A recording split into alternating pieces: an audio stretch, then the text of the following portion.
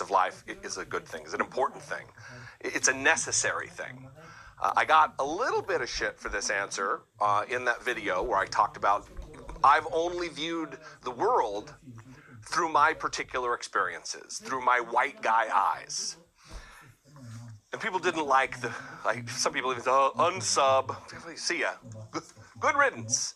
If you are opposed to diversity, or the fact that I would even bring up the fact, the issue, or the realization, the reality that I have only viewed the world through my experiences and through the lens of a white man.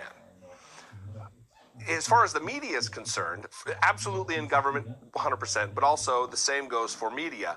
I try to tune into independent media of people other than just white dudes. Now, unfortunately, it seems that the media figures that I know that are in this space that I'm in happen to be white people. Cord Johnston from Some More News is a guy I like a lot. David Pakman, another white guy. These types, Kyle Kulinski.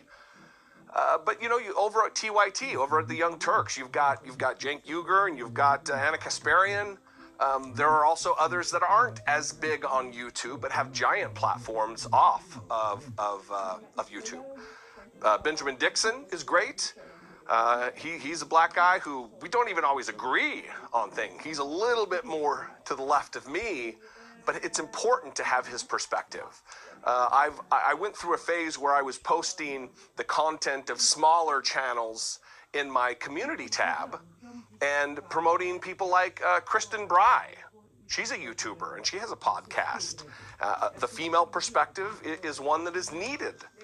And I absolutely think that in media, there should be a more varied set of choices out there to get their perspectives. I can only do what I can do. I can't make myself a person of color having a YouTube channel. I can only do what I can do is what I think is responsible use of my particular platform. And in that, I'm playing questions from you. I'm promoting different channels on my, I don't know why I feel like I have to defend myself. I don't. That's not what I'm doing here. That's kind of how it's coming across though. So yes, the answer to your question, yes, in media as well, there needs to be a very diverse representation of races, of genders, of experiences, and of thought. And that means, even some conservative voices, I believe, are valid because it does move the conversation forward. Now, if you are a Trump person, you're not in good faith with your positions, because all you're there to do is to defend Donald Trump. I'm talking about traditional conservative voices that have an eye for smaller government, let's say. There's certainly a debate to be had about policy related to taxes, those type of issues, but not if you're just a Trump moron who's in the cult. Absolutely not. You're not valid. So thank you for that. I appreciate it. Next up. Hi, Mr. Dollamore. My name's Roy. I had a question for you, and I thought your show would be a good place to dig into it.